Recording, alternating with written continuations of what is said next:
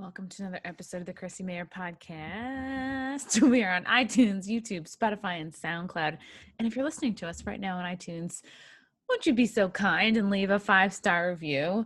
I got a real doozy of a review to read right now. This one is from BLAIR, all abbreviated.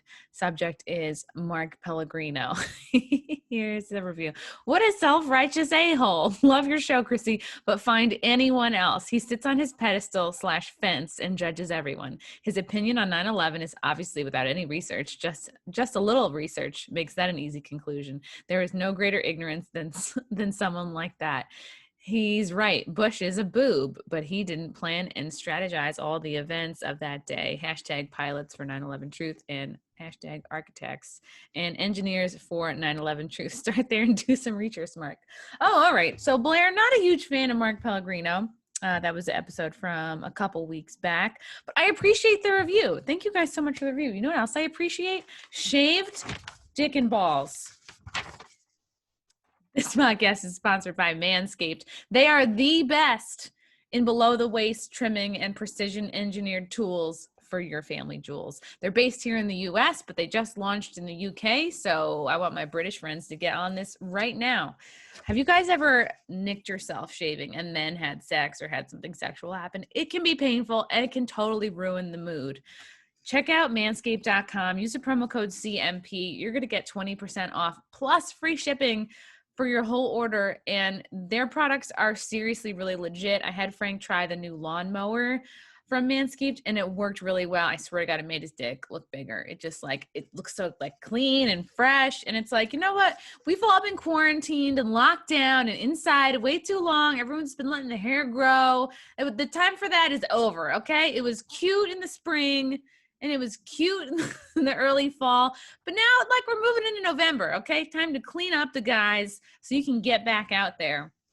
The battery lasts up to 90 minutes and comes with a great recharging station. It's legit. It's waterproof. It's got a cutting-edge ceramic blade and will reduce any awkward grooming accidents. If you're a dude, give this a try. If you're a lady, get it for your dude. Go to manscaped.com. Use the promo code CMP to get 20% off plus free shipping.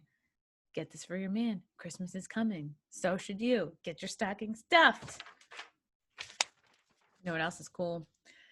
Cushy Dreams. I really am so excited about these guys because before they were even a sponsor of the podcast, I actually saw Louis J. Gomez post about it, and I was like, yeah, I do suffer from anxiety. So I hit him up and I tried it, and I instantly felt better. And what it is, it's premium smokable CBD that looks, feels, smells just like weed, but there's no THC in it. It's not going to get you high at all. You're not in La La Land. You know what I mean? If you're a person who's high to weed or marijuana or whatever, this is just straight up CBD, high quality. They take the artisan approach. Every batch is in a small batch, is 100% hand trimmed, never machine trimmed. You can buy the CBD rich hemp flower, which is the bud, or the pre-roll CBD joints, which I really like and are very easy. I just take a couple pulls and I'm good. My whole body feels calmer. It really did make a difference for me. And it's grown here in the USA. Cushy Dreams has CBD flower in pre-rolls, in joints, and they specialize in indica sativa blends like Energy, Hustle, Relax, and Dream. Go to cushydreams.com, KUSHY, and get some high-quality CBD bud. Use the promo code CMP for 20% off every order, not just your first, not just your second, every order gets 20% off with the code CMP plus free shipping. Whee! Okay, 1, 2, 3. I'm so excited to have this guy on the podcast today. We've been friends actually for quite some time. He is a stand-up comedian, radio personality, writer, actor, I would say marriage expert. He has a YouTube channel called Levy Land and a new pilot out that he just shot with Dixon on Compound Media. It's called Resisting Arrest. It's the Reverend Bob Levy. How are you? It's good to be here, Chrissy. I'm very impressed with your interview styles and the way you are. You're funny, man. Your posts make me laugh. You know what I mean? I can't wait to hang out and actually do a show with you again. Wow. Thanks, Bob. Last time I saw you, you were in a tussle. You were fist fighting a guy at our secret show in Greenwich, Connecticut. And I was like, I had a preconceived notion of you, Bob, and then that certainly changed. It was great. Like, we were at the secret show. I'm just trying to give the viewers like a little bit of a backstory. There was a guy who came in with like Mead's ex, Matt Mead, was the house that the secret show was at. And this girl was clearly there. I mean, I don't know. I don't think that they have good. I mean, apparently they broke up 6 months ago. It's like, it seems like it's one of those relationships where they're never fully done. But she showed up with this guy, and this is a guy that I met because I went out on Matt's boat once. And these are boat people, which are, they're a whole different breed of people, boat people. And this guy, the boat person, came with the ex and showed up. Basically, they were there to like start drama, and then like, explain it, Bob. You kind of told him to leave. Well, and then what happened? I kind of said to him, it was getting heated. This was after Matt threw the TV, broke the screen door, the glass door, and he came down, and she's in his face, and now the guy is in his face too. And I said, dude, why don't you just get her out of here and just go home? You said this to that guy, yeah. And nothing, and then it started getting heated again. So I said, dude, why don't you, he said, who the fuck are you, the first time? And then I said, dude, why don't you just take her out of here and let's get this over with. And he goes, who the fuck are you? And he pushes me. And I just fucking lost it for a second. I just said, I'm your fucking daddy. And I fucking wailed him in the fucking head. And he went flying. And I just remember, like, fucking kicking, doing anything to fucking, because then I had like 4 people on me. And it was like, I'm like, what the fuck are you grabbing me for? I didn't do fucking anything. I got lucky I didn't turn around and elbow somebody, or not even turn around, just elbow somebody in the face. I wouldn't even know who it was. Yeah. But I mean, the guy was out of control, and I wouldn't do that. I don't do that anymore, and it was really weird. But I tell you what, I was laughing. It felt fucking good. I swear to God, really I felt alive again. Yeah, it was fun. It was a great ending to a good time, That's the way. Yeah. Sometimes it's fun to get into a scrap, to get into a little fight with somebody, to throw some hands, Yeah. When you got up, you were laughing, and the other guy, I think, sort of like was embarrassed and then eventually left. But yeah, I mean, they were there to start trouble, and for sure. I mean, nobody invited those guys, so it was. No, he brought the girl there, so he thought that maybe he can get some pussy. It's a typical scumbag guy move. So I wasn't typical yacht guy move. Yeah, and like he's probably going, yeah, you should go there. Like they broke up. They didn't really break up. Matt broke up with her. She didn't actually think they were breaking up. He didn't process the breakup. Exactly, and that happens in relationships, and that's when shit like that gets ugly, when both people don't agree on it. Yeah. Man, I would never do that. Like, if somebody broke up with me, like, I am so gone. Like, you are blocked on all the things. I am not responding to you at least for a good 2 months. Like, I just like won't let myself be like embarrassed by like further communication. Like, that's what I mean? If you're going to break up with me, which has been everybody, I think every like major relationship I've been in, the guy has broken up with me, except for like a few little guys, like here and there, like very short relationships. Like I would do the breaking up because I'd be like, oh, you're on drugs, or like, oh, you're cheating on me. You know what I mean? Like, but everybody else broke up with me. I'm the same way, I need to get the hell out of town. Yeah. Yeah. I've done I'm too nice, you know what I mean, to break up with somebody. I'll cause them to break up with me, but I don't want to be the one. I'm only new at this. When me and my wife fight now, I'm the one that says, get the fuck out of here. And then she leaves, and then she comes back. It's a weird relationship, but we're just very sane people. You know what I mean? Like, come on, let's go. Fucking, you want to take this on? You don't avoid conflict. Yeah, well, we can't, but we're working on it now. So, I mean, it's 75% of the time, it's the best relationship I ever had. 25% of the time, one of us could go to jail, but that's what makes it sexy. What are some things, Bob, that you would have done in the past? Like you said, you're too nice to end the relationship, but you will do things so that they will end it. What's your usual go-to move? Probably fucking a bunch of women on the road and talking about it on the radio. Oh, yeah, that'll do it. Yeah, and like, I remember one wife, she heard about me banging a girl with one arm on the radio, and I come home and she bought a BMW. You know what I mean? That was like the get back thing, you know? And I was like, well, I guess I deserve that. Wait, she bought it with her money or your money? Well, our money, you know what I mean? Oh, wow. Oh, so that was her way to deal with the pain, just get a new car. That's Well, so yeah, weird. she fucked me that way, but you know, she said it was safe to have your kid and that, and she gave that bullshit. But you know, when she hears, you know, nobody really hears stuff like, oh my God, my husband just fucked a girl with one arm, and it's on the radio and it's heard by millions of people. But yeah, that's what life was like. It wasn't sane. You know, today is the most sane I've ever been because I was fucking ready for this. I was like a rock star, a fucking wrestler. I was everything. I just wanted to go out there and fucking get as high as I could, get as drunk as I could, get fucking as much pussy as I could, and just fucking have fun. And it was fun, I'll tell you, it was. But now life, you know, you go a different way after a while, and you're like, maybe this is what I want now. I think I've done it all. You know, that's why I'm gonna write a book and just be, you know, let everyone know what the fuck happened and have fun, and maybe people can learn from stuff too. It'll be a learning thing too.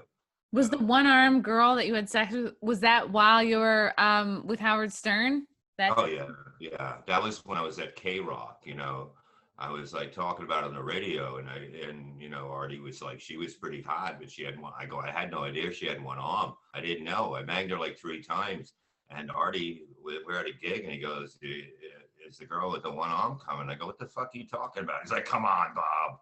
And I was like, I was wondering why I had her on all threes the other night. I said to him, Wait, did and she have a prosthetic arm or just no arm? she had it was a fake arm, and Okay.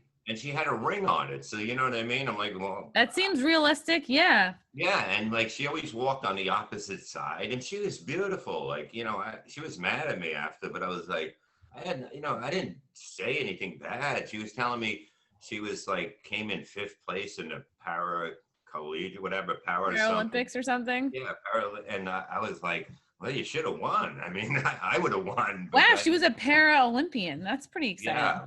yeah, but I didn't even know she had it. I was missing an arm. I don't know, but it's weird.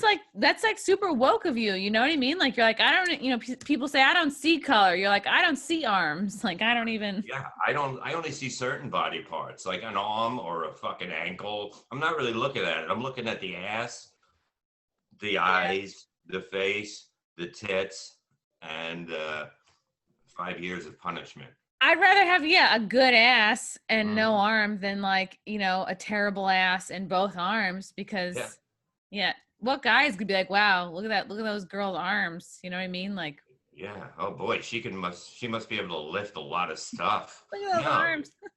that doesn't Girl. happen anymore. Yeah.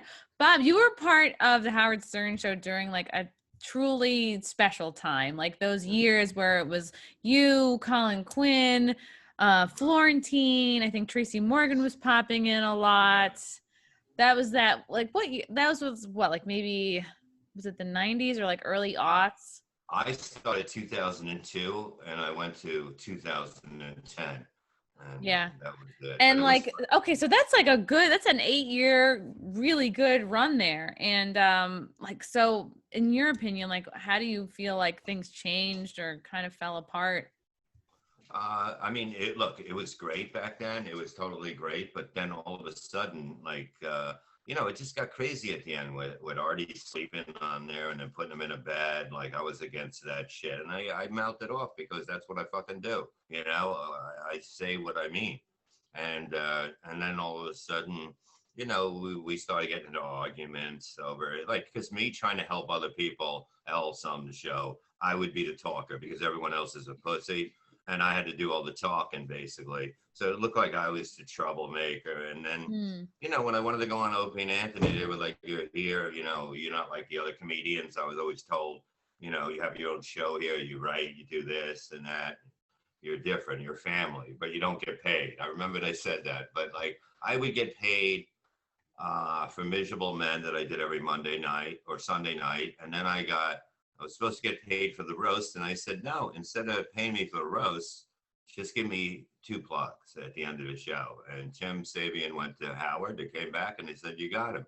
And I was like, I always looked at it like, I'll make money there. You know what I mean? Because if you got money there, you weren't going to make a lot. So it's basically up to you to make money. So I went with that option, and it worked out very well, and it was on a roll for a while. And then, when all of a sudden, it just wasn't the same anymore. Everything was changing. It wasn't like, I don't know, maybe I instead of bringing like certain acts with me that were friends, I should have brought mostly real comedians with me, but that's okay, because that kind of slowed down, but I always was able to do good, and I was doing good before, and I could do good after, but it just fell through, it ended really badly. What do you mean really badly? Well, basically, when I said I'm going to go on O&A, I'm going to quit, they were like, we'll give you your plugs back. And I'm like, your plug? Are you fucking kidding me? They're my plugs, And I said, What do you mean plugs? Like they would plug your performances? Yeah, two of them every week. It would be 2 new ones. I would send them to Fred, I believe. Yeah, it was, it was Fred.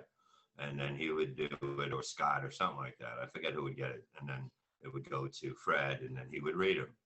And but then they called me and said I was banned from the building because I attacked 4 security guards. So basically, hey, you either come with us or you don't come in the building and do anybody's radio.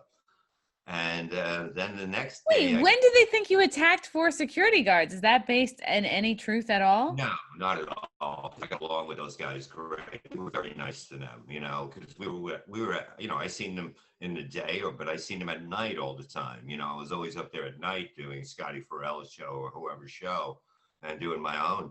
And they would just, we were very close. Like they would never say I wasn't nothing but nice to them. And then Tim had Jared call the second day and say, oh, no, I never said you attacked security. You know what I mean? I said, well, figure it out. And then he calls me the third day and says, I attacked security. I'm not allowed in the building. So I know something's fucked up. And I was on like 6 Xanax a day then. And, it just takes your anger. It takes your happiness and your anger to one point. And I just fucking went on my podcast and said I was going to kill Howard Stern and his wife. I was going to cut him off. No. Yeah, and then the NYPD Blue came to my house with my cops one night. The lights, it lit up like Christmas. That's the only way to explain it. The whole street, and they come in with their suits on and shit, and they're like, he's scared. You can't do this shit. And I was like, if I wanted him dead, he'd be dead. And they're like, you can't say that. They go, You're like, but really? Yeah, the FBI was involved. And they kept saying, look, man, just fucking don't do it. I go, but he's not letting me in the building. I know it's not him. I know it's not him now. When I think about it, I was set up. You know what I mean? And they knew I'd react because I was fucking out of my mind. And maybe I still am, but fucking, I think I'm in a better place now. But, I just kept saying, if I wanted him dead, he'd be dead. And they're like, don't even say it. I said, what happens now? They said, well, if you don't hear from us, it's a good thing. And that was it. They were very nice when they came to the house and that shit. And I just never heard anything from them, Who do you think set you up? Tim Sabian and Jared. It was probably, you know what I mean? My thing was like, hey, if you got something, let's talk. You know what I mean? I read it, Howard talked to me. It wasn't like we didn't talk and that. And if something like this came down, where somebody's threatening, at least fucking say what the fuck's up, Yeah, and then I that could seems say, sketchy. because you can't get to him anymore. At the beginning, you were able to always get to him, talk to him. You know what I mean? Really good guy. He was very fucking, open, accessible. Yeah, and he would look out for you. He was like he rooted for you, and to see all this happening now, I'm like, yeah, it's definitely a setup because he wasn't like that to me. So. And I feel bad, I'd like to apologize, but I don't really say I'm sorry. So it's kind of hard to, say, maybe write something and say everything, but I'm sorry, Mm-hmm. because it wasn't created by me. Yeah. Wow.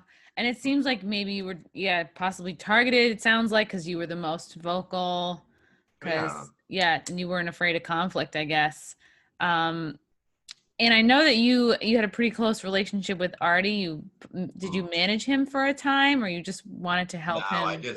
I never managed anybody really. I used to say, like, I used to book Norton and all them. I used to have them on a sheet, like I managed them and called up. I just got them work. I didn't give a fuck, you know. Okay. And Artie didn't know. When I met Artie, he was working with John, right?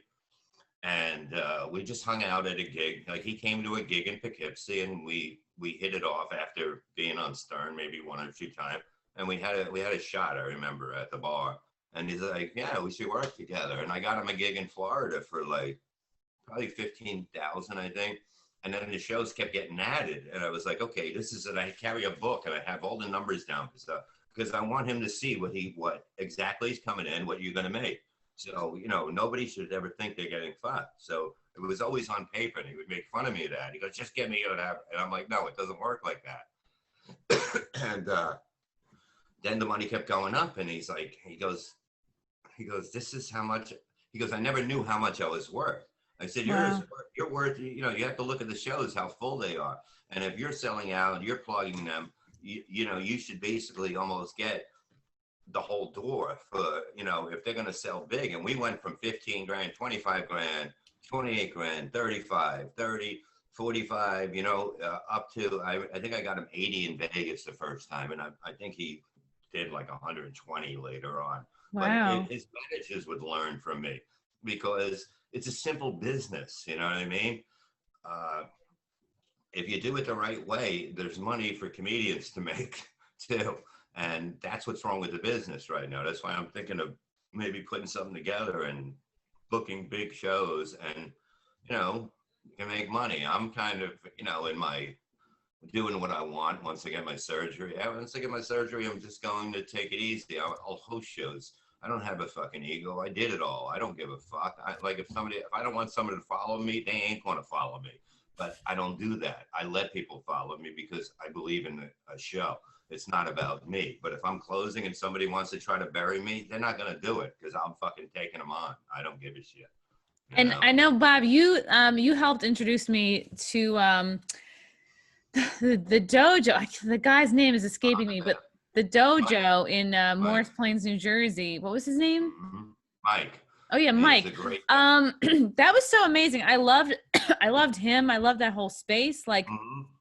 as a comedian, as I'm sure you know and have felt this, it's the best feeling when you meet somebody who loves comedy and like loves comedians and like is to the point where like they love it so much, like they're even sometimes willing to take a loss just because they want shows to happen. They care about the community. They care about Mm-hmm. quality. They care about like making everybody happy. It's like it's little things that, you know, that we appreciate that not every club does, like give you free drinks, give you free food. It's like the little things that really does make a comedian feel appreciated. And like this Mike guy at this dojo place, like just blew me away. And I was like, I love that this exists. And I think it was really cool that you're working with him, because that's starting to be, I think, especially now, like nothing's open in New York, and Well, they're that's out in what New it is. Jersey. Yeah, but like Tips Comedy, well, Tips Ale House and then Tips Comedy Club in there. What you have there is you have somebody that loves comedy. He loves to have fun, and he wants to put on the best shows. And like, I was with him for a while. We weren't getting people. We were struggling. You know what I mean? I was like, you really got to advertise to let people know, and whatever we struggled, then we got it. You know, he wasn't going to give up, and I wasn't going to give up on him because you don't meet people like him. And then all of a sudden I was able to bring in, not be there, and bring in other people. And it just took off. And then all of a sudden COVID hit. And now it's another bullshit thing Uh, that we're going through. And I feel so bad for him. But, you know, the most he can do is break even. I mean, it's just a horrible situation. I was at Uncle Vinny's last night. They took my temperature going in and wrote it down in case the cops come in. It's totally a Jeez. different thing now. And you're going to see it might close down again. And, it's just a weird thing. That's why the business will be shot unless you find good people. Your people are going to work for less money. Comedians are weak. I've noticed that when I got in this business. You know, Hmm. I'm like, you know, Really? How yeah, so?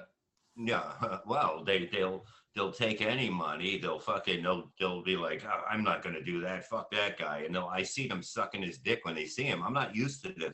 And this is like a total business thing that I've never seen and anything in life that I've done. And the loyalty is very far and short between, it's like, but, you get people that you're friends with for a long time, but a lot of them come and go. But it's a pleasure when you meet new people that have the same feeling and idea about comedy. And it's like, if you do it right, it works. That's how comedy grows. That's how, but once you start booking shit shows, people don't come out because they're not going to go see. I'd rather do a one-man show than a three-man show with two fucking dogs in front of me that are just going to eat a cock the whole time just because they think it's a three-man show. That doesn't bring back people. And they're not to see them, truthfully, if they're useless. Nobody's going to give a fuck. And that's why, when you meet good people that know what they're doing, they're gonna grow. But the business is going to be, the club owners and bookers are going to be the ones that go, oh, I lost all this money. They don't think about the comedian that makes them all the money, that lost money too, but it doesn't have nothing to do with them. So now they have you. When they have you, this is what the country is going to. You'll take what they give you. No, you can't do that because that's how you ruin stuff. You can't be given shit and say thank you for giving me. But if the venues, I can understand on the business side of it, like if the venues are losing money, and they're not making as much as they are used to making, I can understand a comic being willing to take less. No, I understand that. You know what I mean? It should be cut down to the, 25% of what you used to make. Truthfully, I see that. But they're just putting like shit acts on other shows. You got to have good shows. Otherwise, do 1-2-man shows. You don't have to do a 3-person show because there's people dying to work for $20 and $50. I never understood that shit. I wouldn't even, if somebody said to me, drive 20 miles, I'll give you $50. I wouldn't even drive there just to pick up the money and go home. Okay. So many of us have done that though. Like I've done gigs that. Yeah, but the whole thing is like, you did it at the beginning. Like, I don't really know because I got in this business blind and I worked really hard. And after 2 years, I was headlining. So I didn't have to go through that. But the whole thing is that I know you have to go through that, but to go back to it now. Oh, no. Yeah. It makes you, it's kind of disheartening. Yeah. Yeah. It breaks your spirit. That's why when you go to a club with like Mike at Tips, you go there, you feel like you're somebody, You feel like someone cares about you. Yeah, that's the way you should feel when you go to any club as being a performer. You shouldn't be fucking say, well, the comedian gets to eat anything he wants, but you'll get a hamburger if they even give you food. And I've had people, I go, you can't treat fucking comedian, if you book somebody, fucking give them this. I said, give them my food then. That's what I fucking say, because it's not the way you do shit. You don't treat people like that. It's just like, such a weirdly cheap move. And it's happened so many times, different places I've worked. And then like, I remember one club got maybe somewhere in Jersey, I forget now, but I think I got one drink. And then at the end of the night, they're like, oh, you have a tab. I was like, what? I just headlined. Like, what the fuck? It's like a $6 vodka soda. Like, it's so gross. It's like, really, you'd rather have the $6 or you'd rather have me like remembering it years later, talking about how cheap you guys are. Exactly. You're totally right about that. Like what we used to do when I used to work with Florentine all the time, the thing was we'd go to the bar and order a drink, right? And they go, all right, that's $4 or $5, whatever it was. And we just go, we're the comedians. And they go, oh, okay. They don't know what to do because whenever we went anywhere, like you can get almost anywhere going, we're the comedians. You know what I mean? Whenever. I gotta try that. I mean, I feel like I have tried that places and they're like, and that'll be $6? Yeah, I mean, I've had people that fucking gave me a bill. I fucking took out my dick and pissed on the wall in fucking Arizona one time, I remember. I mean, I don't, you know what I mean? Don't fucking tell me something and then lie to me. You know what I mean? Because I don't fucking come to and lie to you when I'm working. I'm there to do a job, not to fucking, I'm not there to fucking give you money. You know what I mean? You make money off me. I'm there to perform. That's it. You're making money because I'm here at your place providing fun. Yeah. Exactly. People got to look at it that way. Otherwise, the business is in for a big problem coming up, you know? It does seem like a lot of people miss the mark, especially people who work in entertainment. Like I remember you were doing a tour with Rich Christie, I think, and Sal Yeah, Governell, yeah, and you were yeah. touring under the name of Howard Stern, or using it because you guys were all on No, the show. You no, weren't? it was not, we couldn't say the Howard Stern show. You couldn't say that. That was trouble. You And couldn't say whenever like comedians from Howard Stern. No, oh my God! If he ever, whenever he caught that, he would scream at that. And I would say, don't use it. Don't use it. I still say it to this day. Don't use it because it doesn't. You either know me from there or you don't. So why would you want to? People that hated Howard that didn't listen ain't going to show up because they're going to think I'm a certain way, just in their mind, the way that they are. But yeah, clubs would be from the Howard Stern show, and he used to flip out because we're not out there promoting him. You Hmm. understand? And I see that point. I But you are totally. from the show. People know you from the show. Yeah, it's a credit. It's more like, hey, if you see four of us on a fucking flyer or in a newspaper, you know we're from there, you know? You really Yeah. don't have to say it. That's not the selling point. And I used to have to argue with fucking people. And a lot of them still wouldn't listen. And they're like, well, this I just know. You don't know anything, you know? Who the club owners would Yeah. argue that Club because they thought owners. it'd be a huge draw. Yeah, it doesn't matter. They know you. You know what I mean? We were on all the time. It was like, it was for those fucking 8 years. It was so easy to go anywhere. When he was on regular radio, if we went to any of those fucking cities, it was so easy because everybody was listening. He was in every fucking market. It's different than having somebody pay. You know what I mean? It was for fucking free for everybody. I think I had 2 years of that. That was fucking incredible. And I won the Wow. Venus Listener Contest for roasting people. And it went huge from there, and it was so fucking easy. It was so fucking easy. Hmm. How do you think, like if that time, how do you think social media like would have played into it? You know what I mean? Like if that was the time that you guys were all really blowing up, like how do you think do you think social media would have like helped you all or hurt you or Oh, it was there. It was there. I mean, there's so many haters. You know what I mean? It's amazing. But then if you laugh and go ha ha, they're like, oh, I'm only kidding. It's almost like today. When somebody, nobody really bothers me at all because I'm kind of nice to everybody. And but oh, they were like, oh, you go on the show and you're like, oh my God, that was a fucking amazing, and it was amazing, and everybody up there is sucking, oh, that was amazing. And then you get home and you look at a message board and they're like, oh, he's horrible. Oh God, why is he on? And it used to get to me. Now I don't care. I know I know what I'm doing. did it ever get to you, like any of the haters, like throughout the years? Did it ever? Yeah, it definitely did. My son's dealing with that now. He's playing in bands. He gets fucking 70,000 views on a video, and they did a fucking like a kind of rap or Motown shit, and they had black people going, "Oh man, these white boys shouldn't try this," and he don't know. And then they like the bass player sucks, and my son's amazing. I go, dude.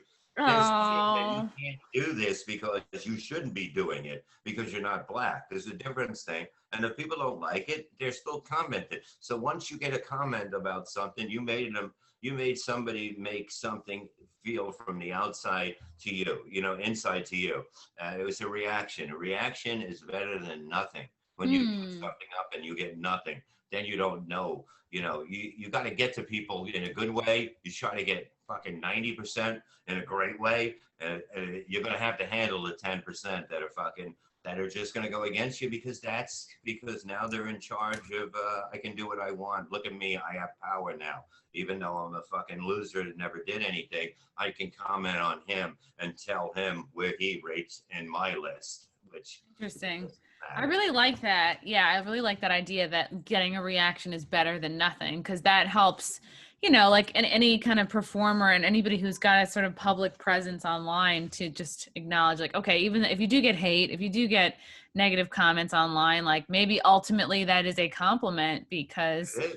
I've always found that like there's a specific, and I'm sure you get this too when you have people that are just like, you're like looking at the comments, you're like, what is this person like? it's almost like they're obsessed or like they just love to hate on you. And you're like, this reads more like a confused fan than anything else. And I think there's a certain type of like hater or troll, which really is just a confused fan. Like they want to like you. They just don't know how, because I don't know. For me, it's probably because I'm a chick, or like everyone's different, right? There's always something that's like, people can't understand why people like you, or they themselves like you. They just can't. I don't know. They're not getting reaction. They feel like a scorned lover, and that's why I'm like good to everyone. If I go on, I'm talking to everybody. If somebody's an asshole, you can fuck around with me all you want, but don't say, "Oh, you're stupid." You know what I mean? Because you're a fucking idiot because you voted for Trump. Okay, that's not a conversation. You know what I mean? You're just basically somebody said to me, and I got them very good, and I used this on stage last night. Somebody go, "Who'd you vote for?" And I go, "I voted for Trump." This was on stage during a show? No, this was the other day. I said, "I voted for Trump." And they go, "Wow, that makes you a racist." And I go, oh "No, God, that's such a sad comment. No, but I said I was a racist before I voted for Trump. I go, I just like this idea, and they don't know how to answer it, And Funny. I did it on stage last night, and it worked really good, because it's like if you're gonna call me a racist, okay, I'm gonna say, yeah, I was a racist before, and I like this guy. So then they have nothing to say. Then they can't answer that. Exactly. It started with a cop killing somebody, and then all of a sudden, all white people are racist. I don't know where that came from, because there's no proof of that anywhere that I see, and I'm out there a lot. I meet a lot of people. I don't even notice anything like this going on. It's not true. It's not true. It's very specific device to divide people up and get us at each other's throats, so that we're not looking at how like insanely corrupt our government is, and especially all these like longtime politicians. Like right now, the votes, there's insane voter fraud going on. Who knows what's going to happen? But a lot of people's like, Trump is kind of the catalyst to get a lot of people to wake up, like whether they loved him or hated him. Like more people are paying attention. People weren't paying this kind of attention in the Obama years. They weren't reporting as much as what he was doing as they do with Trump. And that's because the media hates him. But I don't know. It's gotten more people, more eyeballs on the system, I think. Yeah, the first time I voted was in 2016, and for me to be, I talk about it. I was hoping to get people to see that this is what he's doing and that stuff, and like to see what's going on. It's like so fucked up. I mean, he should just get his own shit going, and he'll make fucking millions. Like if he opened up a station. Oh yeah, people have been talking about that. Really? Yeah. Yes. Yeah. There was I guess there was like a rumor flying around that if he didn't win in 2016, he was gonna like create his own network, right? And now they're calling it, like, is he gonna do Trump TV if he doesn't win this year? And then other people were saying like, yeah, he should just pluck off Tucker Carlson, pay him more than they pay him at Fox, because the rest of Fox is going to shit. And I was like, that's not a bad idea. No, I mean that's whatever. It's like I say. Somebody goes, "Are you upset?" I'm like, "No, I'm not upset." What do you want me to do? You want me to go fucking? I'm not gonna go looting. It's like we're not the left. We're not like insane. Like our lives go on. We're not gonna be like. There's no videos of conservatives or Republicans that are gonna be like sobbing in the streets. No, I mean that's what it is. It's really not gonna change my life. You know what I mean? It's not going to. It's going to be. I'm gonna continue to be happy and enjoy every day, and and I'll have a few laughs with fucking Biden, if it happens. But I do believe there was a lot of fraud. I believe a lot of dead people. I mean, I even got my third wife's mailing thing came here, and like if I was a scumbag, I could have sent that in. And my kids came. My son, I could have filled out his, and I know this is happening. I know that Absolutely. This is happening. That you can see they're all the same. It's just that when you hate somebody so much, you'll be like, I'll fuck up my own life and my kid's life just to get him out. And that's okay. And they justify it to themselves. They go, well, the Democrats are saying we will win at any cost. And clearly fraud was what they meant by at any cost. No, it's insane. Like if I ever fucked a Democrat chick, I would just stick my dick in and go Trump, and she'd be jumping all over. I wouldn't even have to move, and I'd come in a second because she would lose her fucking mind. Sounds like it's fun for everyone. No, Bob, I really appreciate like what you said. You were like, I'm still, my life isn't going to be changed. I'm still going to be happy, which is like a concept I think not a lot of people understand, is that happiness is a choice. Like, yeah, we all have good, good and bad luck, but like if you wake up every day choosing to be happy, and I know this makes me sound like new agey and like fruity, but like it really is a choice. Like, and it's like, just like we pick like what goes in our bodies and on our bodies, like we should be as choosy when it comes to our thoughts. And a lot of people are just believing the worst thoughts that are swirling around in our own heads. And really it's like we can actually say no to certain things and choose to only keep good thoughts and only think good things of ourselves and others. And that's how that is how you create your own happiness, regardless of everything that's out of our control, which is most things. Well, that's what it is. If you can't control it, don't even think about it. Are you going to go? I used to be the person to go, oh, I got to drag the buffalo this weekend, and it would kill me the whole week. I don't think about anything but the next day, what I have to do. Uh, Basically, anything, any kind of whatever negative shit, I just block it out of my mind now. And it's like you say, what you let in. And, it causes anxiety and that. And I learned how to get over that. And, when I got off Xanax, I had it really bad, but it's like, you have to stop it. It's going to try to get into you, but you have to just get it out and just blank your mind. And it's the only way. How long were you on Xanax for, and how did you get yourself off of it? I was on probably about 10 years. The doctor was a fan. Like I stopped drinking. I go in, I stopped drinking, and he goes, how do you feel? I go, it's great, but like I tried to kill somebody basically, and that was the last time I drank, and I was gonna kill Oh him. shit. And yeah, so then I went there and I said it, and I go, get a little, I feel a little weird, like at the beginning, nervous on stage again. And he goes, well, just take these Xanax, and he gave me fucking whatever I wanted. If I started at 1 milligram, next thing you know, it's up into three bars a day, and it didn't affect me.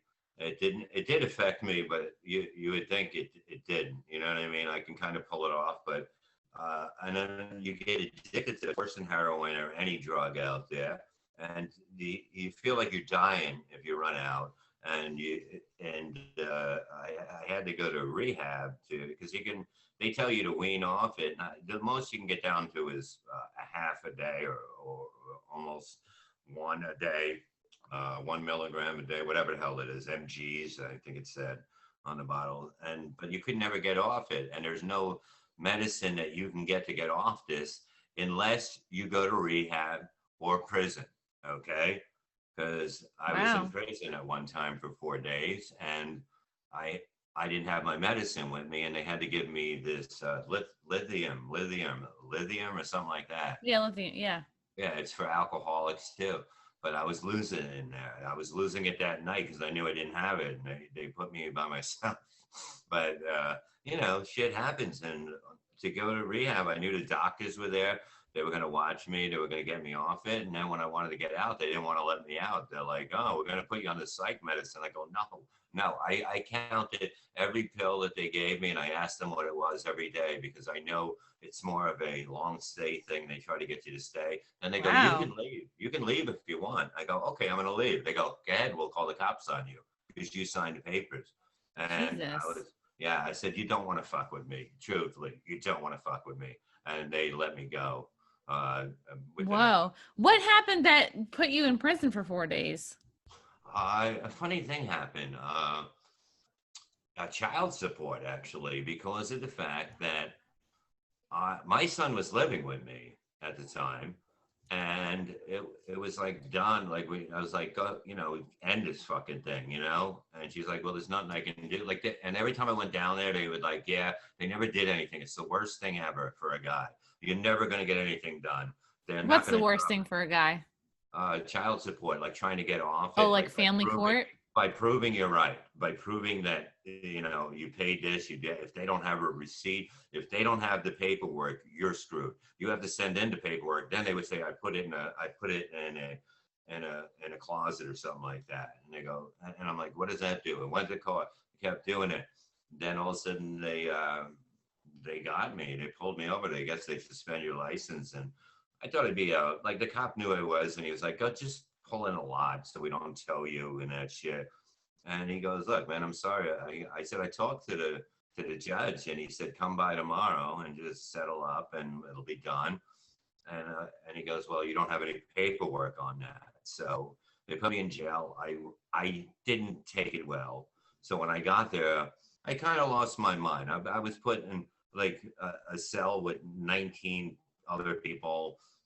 They put you in a turtle suit at the beginning, which is basically you're basically naked with a things that come over your strap. It's like a wrestling mat that you see on the floor, but it's made into like a Flintstone suit with two things on it.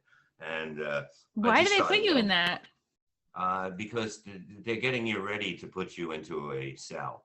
So it's like a holding thing. But I kind of went kind of crazy there. And like they took one of those tests where they TB test, right? Oh yeah, tuberculosis. And they go, do you have TB? And I go, lady, I go, no, I fuck hot chicks. I've just lost it. I was losing it all this time. And then when the guy was like, he's taking my picture, I was like, you got a gun on you? And he goes, yeah. I go, go fucking shoot. And he goes, that's it, take it off. And they put me in my own cell. And I was there. I could have been out. They were pissed at me. I would have been out the next day. And then it snowed on the Wednesday and everything got shut down. You're freezing in there. You're by yourself. You're a mess. I'm detoxing. Basically, I was fucking flipping out before I was detoxing with the shit that they gave me. And like the nurse said, put the bag on, and she put the bag there with the guard there, and I grabbed her hand, and the fucking guy grabs me and goes, don't fucking ever touch her again. They would check my asshole all night. Like 6 guys would come in and do the strip search. Wow, you're so lucky. Yeah, but I'm packing like about an inch, you know what I mean? It's freezing. I'm in prison. I'm not on my fucking pills. So I'm packing about an inch. I never knew it can go that small. And they go, lift up your balls. So I just grabbed my little helmet at that point and just picked it up, and my balls came with it. And then they would look in your asshole. Like they would do this every time. And I go, look, if we find anything in my asshole, we're splitting it. I got nothing. Oh my God, that's so funny. But they were so mad at me, you know what I mean? They would call me Larry because it looked like they spelled Levy, Larry with an R. And I was just dying laughing. It was just insanity. I didn't eat. The food was horrible. I would say you don't want to go to jail for any reason because it's not a cool place. When you get locked up, I'm a fucking animal, but I can't be locked up. You know what I mean? That's, to me, is the worst thing, to be in a situation where I can't go where I want to go. I don't know how people were telling me they were doing 20 years. And I was like, they go, we don't think about it now. We think about it later, and then we just deal with it. And I just don't know how people can do that shit. Just not think about it? Damn. Like I could do a week if I had you know what I mean? I think a week would be nice because then I could read all the books that I've been meaning to read. You don't have anything. I didn't even have a pillow. I didn't have a blanket. I had a fucking metal thing. It was like fucking God. It was fucking horrible what they put me because they weren't going to put up with my shit. And I realized it after a couple of days, and I kind of talked to the one, but I said, listen, man, maybe you should explain. You don't know why I'm here. And they go, we don't know why you're here. We don't know if you're a murderer or whatever. So we treat everybody the same. And I was like, oh, that makes a point, but you should say that at the beginning and say, when we're not gonna fucking abuse you. We're just going, if you need something, we'll get you what you need. If we can do it, we want you to be okay. And I said, you won't have people angry as much, because, I never thought I'd be in jail for that, Wow. Yeah, and perhaps you escalated it a little bit, but also, I think being locked up, you never know what it's gonna do to you until you're in that situation. Yeah, but I mean, when you're in that situation, you go into madman situation, And I was like, there's nobody, I don't care how big they are. If they say a fucking word to me, I'm going after them, because you just go into that mode because you're in fucking jail. I mean, I'm not fucking, yeah, I'm sure the other person's looking at me going, I'm not that fucking guy, but I'm looking at them going, I'm not that fucking guy. I shouldn't be here. Were you thinking like, hey, I'll probably just be out in a couple days or something? Or like, did you have no clue when you were getting out? I I thought I'd be out the next day, and then once everything happened, I totally got shut down by them all. I had no contact with anybody. I had no idea when I was getting out, and it just kept going day to day to day, and it was just like. And then I finally got a call from my ex-wife, and I didn't even recognize her because you're coming down from not being on Xanax, and everything, and you're like, I know this person, but I don't know who it is, And Wow. it was weird. Yeah, it was pretty. So It's how did you get the amazing. lithium then? The nurse gave it to me. They knew, they can't let you just flip out. And I heard her say, the guard said to the guy across, he goes, you see what he's doing? He's having withdrawals. So shut the fuck up. You know what I mean? Because the other guy was saying he had, but when you have withdrawals, it's fucking horrible. And my wife got me to go to rehab, because it was time, it was time. It was like, you could see the mood, the mood probably cost me the third marriage. I was a maniac, and I'm not like that with people I love, you know what I mean, or like. But if I don't like you, yeah, I will kill you, because that's how I am. But she put up with me, and we fucking had a tough time, but now it's great. And you just have to know how to deal with it. To make a relationship work, you have to do stuff that is good sometimes. You know what I did to that? You know what I do? She got a What? job again, right? She had nursing in Philadelphia, right? I take her to work at 6 o'clock in the morning, and I pick her up at 3. So, like, Oh, even though it affects me, and I don't want to do it, but I do it because it's the right thing to do. And I made 2 dinners tonight. I made fucking chicken, broccoli, cream and broccoli soup, sharp cheddar cheese in it, baked it in that, oh my and I also. God, look at you. Yeah, I love doing that shit, but I did barbecue ribs too. So I made the 2 dinners tonight because we've been going out a lot. So, we didn't, it's sitting in the refrigerator. So I'm like, let me make it. And then I'll clean the house. And she's like, oh, you didn't have to do that. That's the point. You understand? It's Because an act of service. Yeah, it's yeah, love. no, no. Well, that too, but my cock looks a lot more juicy when I do shit like that. You get what I'm saying? Most guys don't like. Yes, of course. I wish more guys understood that. But that's the point. The point is that I come off, she would say, I'm not, I'm it's my way, I'm this, I'm that, I'm that. And then when you do stuff the way you're supposed to do it, you're like, oh, he's not that crazy. He's not that bad of a guy. He just has that, I'm lucky I have a guy like that instead of a pussy. And that's the True. whole thing. But to do those things, like, you have to do that to be able to be a man. You have to be able to kind of be a woman a little bit too, because then they understand it. It's like it Well, can't yeah, like always. showing vulnerability, like doesn't mean you Yeah, have to be a woman. You know what I mean? Like no, yeah, but be in that's what I'm touch with saying. yourself.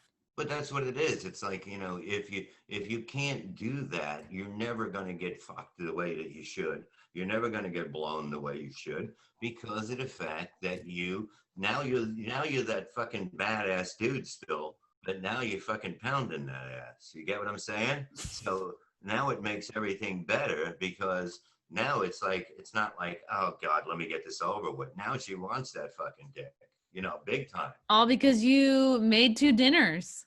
Not because you do little things all the time. It's not a fucking hard thing to do. You want to come home and you have a beer in your hand and fucking house is a fucking mess. You fucking up, do something. You know what I mean? It's a relationship. It's not going to go good if believe me, I was awful at this. I'm finally learning, but at least I can tell people what to fucking do. Hmm. You can still be a fucking douchebag, but fucking do some good shit in your fucking You know relationship. what, Bob? It's so funny because like my parents had a really terrible marriage, and my I mean they're obviously like much older than you are, but I I hope my so. My dad was always all about, I mean, growing up, he was a landscaper. My mom Yeah. didn't get a job until I was in first grade. She was like a secretary for like a music and performing arts department, like at the middle school nearby or whatever, but it was for the whole school district or whatever. Um, so my dad was always like, oh, well, I outside the house is my domain and inside the house is your domain. Yeah. But like, and he was so stubborn in that, like he really, oh, he would like totally berate her. Like if one of us three kids didn't like clean up our room, he would like yell at her for like not teaching us chores. There was like, that's all I picked up from my childhood. Just like a lot of dad yelling at mom, a lot of fights about money, but very much like, yeah, he's almost like he's too good, or because he works hard at this other thing Yeah. means he's above, I don't know, throwing in laundry or something. And Yeah, but that the just whole thing, bothered the whole me. thing is that like I say, like if she says, "Oh, you know, the kids' rooms or whatever," I'm like, "Who gives a fuck? Are we up there? You know what I mean? Why are you getting upset about that?" I go, you know what I mean? Just fucking be happy. Who gives a shit? They're here. You know what I mean? It doesn't fucking come into play. You know what I mean? It He would has nothing. fixate on all the wrong shit all the time. Like if there was a little bump or scratch on one of the cars, he would fucking lose it, and he would go into like detective mode. When did it happen? And if you didn't tell him right away, like that was a whole issue. Like crazy stubborn, but like very just like, I mean, yes, German immigrant, sure. Yes, he's also Yeah. a Virgo, but like, I don't know. He made things, I think, a lot harder for everybody just because of being so fucking stubborn and like not doing what you're doing, which is like, yeah, sometimes it's good to cook, or sometimes like, but that's the thing. He would give us rides. Like he was his active service thing. He would like take me to and from diving practice, and he was always good with fixing our cars, but like would never, ask us how we were feeling or talk to us about shit. And I get it. Like everyone's got limitations, but Yeah. See, I it was in just, a different kind of yeah. growing up. I came like it was almost like a perfect family, and we were the fucking crazy ones, you know. You came And from a perfect family? I would say so. I would say so. Whoa. Usually most comedians are like a little fucked up from their families, I'm and not that's like any other comedian. I never listen to comedians. I never fucking you know, I got into this business was we used to hang out at a bar in Staten Island, right? what was And the bar? the Gingerbread Lounge in Great Hill. And it was known for like one of the toughest bars in Staten Island. A lot of shit went down. And when my job was when new people came in that we didn't know who it was, This is I before would, comedy? yeah, I would make fun of them Hmm. until they wanted to fight us. So that was my job. And my friend said, "You're pretty funny." And we used to listen to Howard Stern all the time. And then he said, "Jackie's got an open mic in West Orange." And I was like, "Well, maybe we'll try it." And I put together like 5, 10 minutes and I started doing it. But that's how I got into comedy. I've only watched like Eddie Murphy's Raw. Is that the big one? The one I where think you got so. the red pants. Um, I've maybe seen a few clips or something. I'm not really. I don't. I never looked at anyone and go, "I want to be like Not them." like a classic comedy nerd. You just sort of Not at like all. did Not it. at all. Yeah. How old were you when you started comedy? I think 26, 28. I think. Yeah, I was 26 too. Yeah. Yeah, and it was just fucking. It was amazing. It was like fucking. This changed my life, and I didn't even know I was. You know, it was like you know when you. My father used to be like, "Oh, this is my son." You know, "This is my son. This is my son." And I knew I made in comedy when he said, "This is my son. He's a comedian." And Aw. so that was it because I didn't. I was like, "Oh man!" And then it was taking off. It was really a lot of fun, and it's been fun, even though it's a fucked up business, man. It's like you have to. It's like anything else in entertainment where if you don't agree with people, the way that they think or the way that they treat people, you're the bad person. And I never go along with it. So I'm never going to, you know, maybe that hurt me sometimes, but fucking, hey, man, I'm happy. I don't give a fuck. I'd rather, I'd rather be who I am than fucking be a fucking goddamn pussy cocksucker. That's what I've had the same conversation with Geno Bisconte like all the time. Like, Mm-hmm. yeah, being who he is, he's super outspoken. He calls shit like it is. He's always really honest. Like, and yeah, like some people don't like that about him, and like he'll make fun of people like to their faces, and he'll, he's inappropriate a lot of time. But it's like I respect him because he is, just like you, like true to themselves. Like rather be like that than be around somebody who's a pussy and stands for nothing. Yeah, that's how it is. Like when I found Geno in fucking Delaware like years back, and I was like, Found him I in an said, alley. well, no, at a club. It was like I think it was Poco something. It was a Mexican place. I found him and Keith Pinnell the same night, and I said, I go, you're pretty good, I said it. If I see you in a couple months, I'll take you out. And then I seen him again, and I took him out. And then he was like a mess. He would get fucking loaded. I'm driving him, and like I'm driving, and he's in a car, and he's loud. He's like a wild cat with a drinking problem in the car. He's like, Oh his yeah. shoes are off, his feet are up on the glass. And I just fucking pulled over on a highway, and I looked at him. He reminded me to say, I looked at him. I go, when did you save my fucking life? And he was like, you fucking kidding me? I'm driving a fucking middle around. You know what I mean? And you're Oh.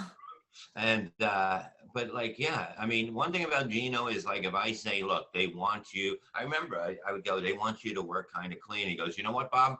Thank you for the gig, but I am going to decline it. They're not going to tell me how to do it. And that's the way a comedian should be. A comedian should be like that, When club owners tell me, well, oh, there was a guy last week. I said, that guy ain't me. I shut him down right away.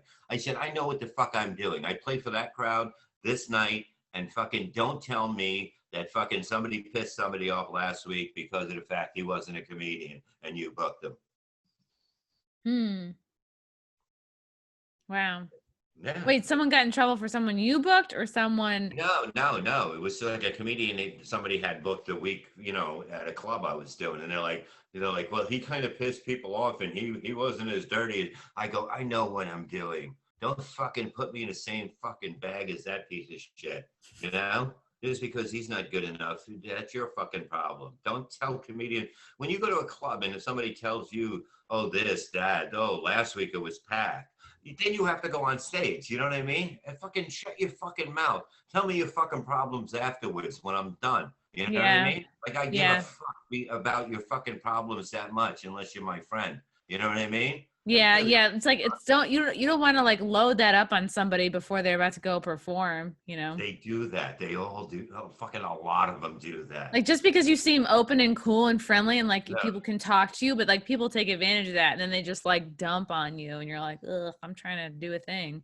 Exactly. They don't get that we have fucking, we live to fucking, if everybody isn't laughing and fucking having the best time of their life, we feel like shit. It's like the weirdest fucking thing, but that's how it is. You know what I mean? It's not like we're a fucking band and we play a fucking 4-minute song and then people clap at the end.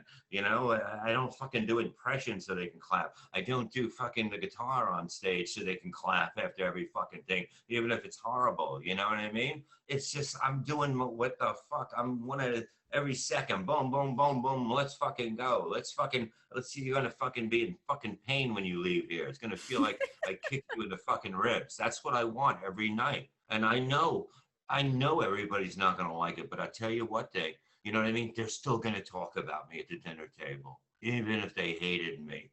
And that doesn't happen. I don't even remember the last time at a club that somebody hated. But if they do, I'm happy because I'm in their fucking mind. And that's the key.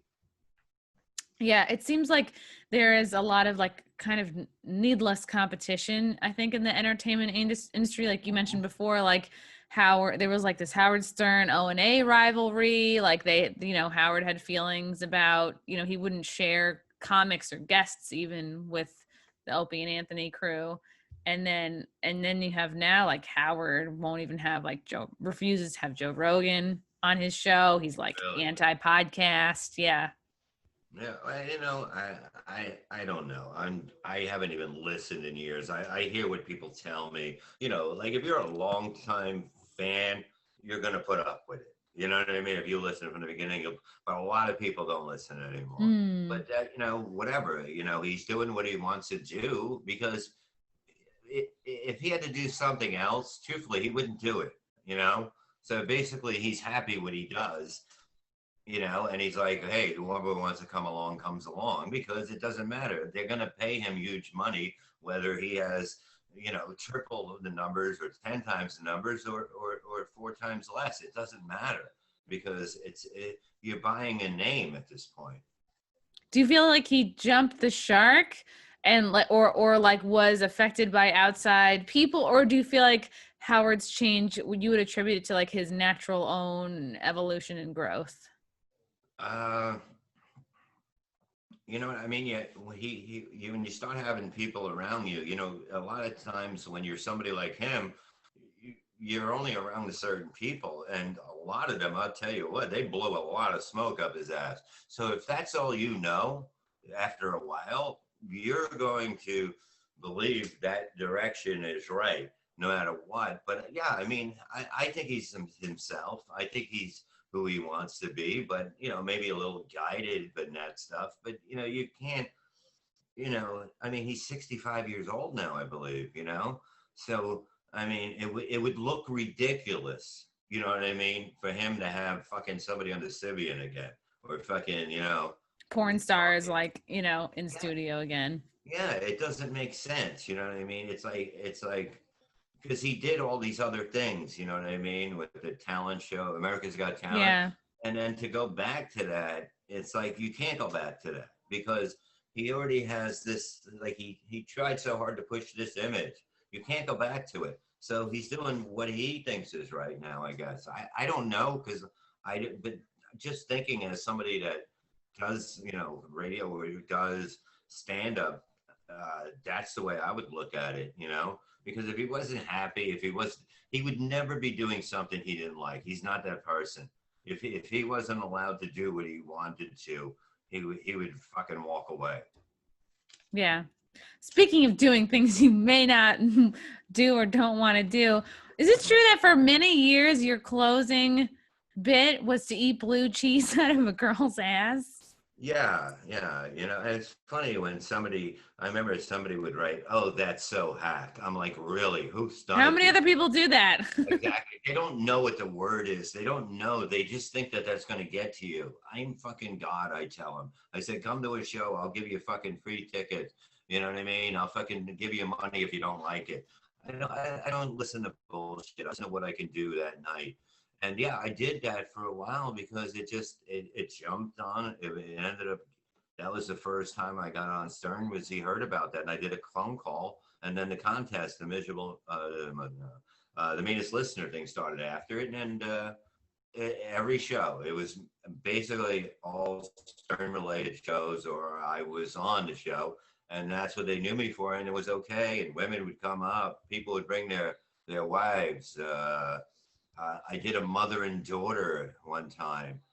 Like literally bare assed? Like, yeah, they would pull it down 3/4. You know what I mean? 3/4 ass, and at least, and I would grab like this around the waist, and I would stick my tongue in so they couldn't get away. You know what I mean? Oh my God! So there'd be blue cheese like stuck in the crack. Yeah, and I would spit it in the air like Ric Flair when I come up, and it would go in the air like this. And in Philadelphia, I remember I did it out of a Chinese girl's ass, and we didn't have blue cheese. I did it with the soy sauce. Is that it? Soy sauce? Soy sauce. It was fucking. I ate a fucking wing out of a girl's ass, dipping blue cheese in. I fucking dipped in her ass, and I fucking take a bite, and I'm chewing it, and I go, "It's not even cooked, you motherfuckers!" And they go, "We didn't have time," and it was out of control. It was like I don't even think Motley Crue had as much fun at a certain time, the way that it was. When I look at comedy now from what it was when we did those things, it's like you're upset by that. You're gonna tell somebody, you know what I mean? How dare you? You know what I mean? Nobody said a fucking word to me about fucking anything. Eating things out of asses, and now it's like just words can get you in trouble. Yeah, I'm for that. I'm like, go ahead, come at me, come at me. I swear to God, it'll go in my favor. You know what I mean? Because I know how to deal with it.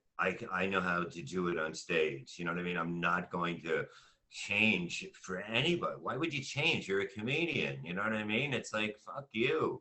You know, there's always a market. You have half this country on your side. Just get that half of the audience to pay for your tickets and show them the best time and fucking talk to them afterwards and fucking do meet and greets. That's all you need. That's my plan for the future at many levels, you know? Yeah, I never understand when comics won't meet the audience after shows. Like that is like I feel so good after that. It's like and it's like, why not? You're doing it for the people. And that's the thing. When I see that somebody doesn't do meet and greets, I go, oh, this is about your ego. Or you know what I mean? You're too important to get to know the people who paid money to see you. Yeah, I mean, a lot of them are really good friends of mine today, you know, and that's a great thing.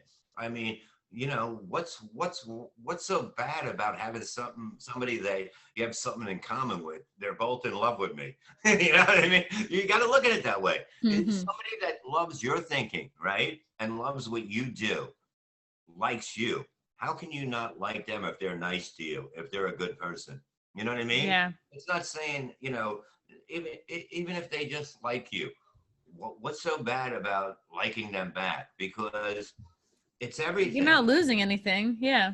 You're not. It's not taking, you know what I mean? What does it take? A few minutes time, you know, or calls Yeah. to, you know, that's why people hit me up when they have drinking and drug problems. You know, I still drink. I'm still a fucking maniac, but I can make you stop. I can tell you how to stop. And I do this all the time because they know they can talk to me about any fucking thing. And I spend my time talking to them and I help a lot of people. And I think that's a good thing because like if they didn't know who I was, they wouldn't come to me as simple. And I think I can help people like that because they're like, huh? It's always like, you know, I listen to you all these. I think it's not about that. I go, let's get through this, and then we'll talk about, you know what I mean, fucking crazy shit. But we have to Mm. get you where you want to be because you're in a bad place right now, and you're not going to be able to do what I do now because nobody can. I'm not mentally human like everybody else. I can fucking have a drink and not fucking get fucked up. I can fucking smoke weed, make believe it's for my pain, but it works on my pain, and it does, and I feel good about it. But does that mean I can't give advice out to people to stop? Because I've done it all. But you're not going to be able to take a little bit because I could see your way past that. And mentally, you'll never be able to be in charge of your own addiction, whether it's an addiction, even though you can buy liquor, you can buy fucking weed, you know what I mean? It's not Hmm. really an addiction. It's a matter of being able to do it at a fucking normal rate like a human Hmm. and What about enjoy for it. me? Like my problem is like I'm super easily distracted. Like I sometimes have really hard time like finishing even like small task. Like if a task has more than a couple steps, like I'll find every excuse to like just keep walking away or like doing literally anything else.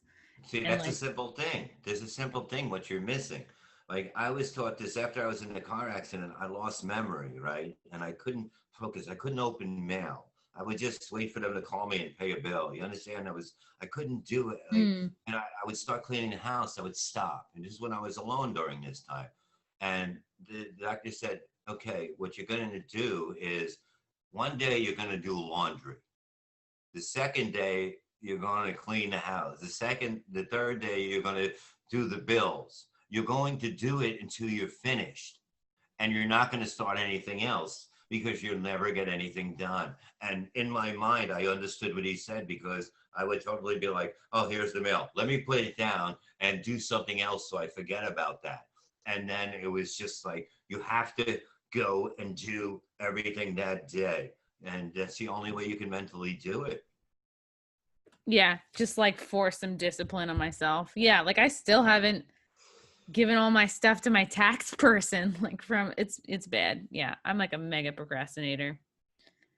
Yeah, but it's crazy when you just because then you're going to look at, you know what you did? You said I'm just a mega, and then you went, you see what you're doing? That's anxiety It's an because you're excuse. causing Oh. that. You're causing that. You're causing that grief that you felt when you went, You get it? Because you know you're doing it and you allow it. To and myself, you're like, yeah. Yeah. So all you got to do is just fucking do it. And then you don't have to go, oh, I can't do this.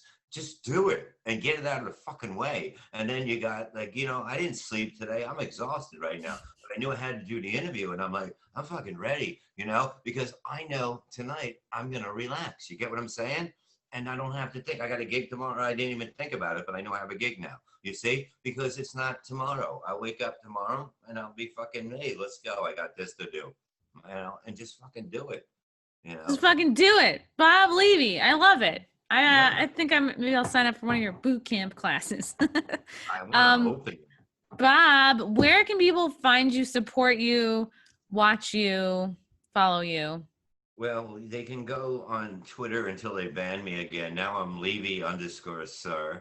And then on Facebook, I'm going to start working all the sites again there. I have 3 Bob Levy's, and then I have at the Reverend Bob Levy. And on Instagram, I think I'm Levy Bob or something. Yeah. But I don't have a website. I once I got in an accident, I go, if I get a website, I'm never going to work again. So I didn't get a website. You see, that was my thinking. And I was like, I don't even need a website anymore. Who gives a fuck? A lot of people just do social media. Yeah, and and that's it. I'm starting to do radio again. I'm doing Levy Land again, and then I'm doing stuff with Pat Dixon. We're doing Resistant Arrest, which I love working with him. A fucking genius. I finally found somebody that I'm like blown away by, that has any kind. I can hit him up with a sitcom idea and we're like, let's do it. I said, that's what I want to do in the future. I said, we're going to write. We're going to fucking do comedy. We're going to write. And we're also, we're just going to do what we want to do and have a good time and fucking not worry about shit. And that's the plan. Sounds good. Sounds like a plan. Bob, this was amazing. I'm sure I'll run into you one of these days at another show, or maybe, the next time you're going to punch a guy out in a backyard. Yeah, it'll happen again, I'm sure. But what are you going to do? Thank you for having me. Love you, Bob. Bye. Love you, baby. Thank you.